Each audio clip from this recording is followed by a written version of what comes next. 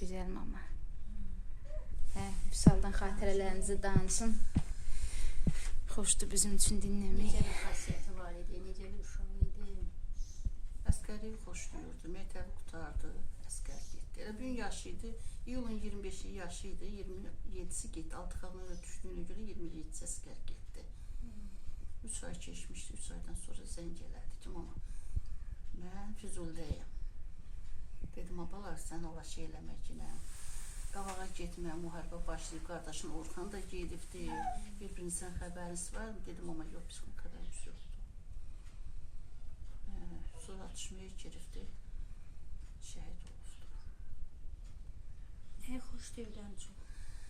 Nəyi sevirdi? Nə bilim, əskəriyə. Hərbi həyat o Çünki o sevirdi. qardaşları ondan qabaq 2 dənəsi əskər getmiş, and düşməsinə getmişdi biz.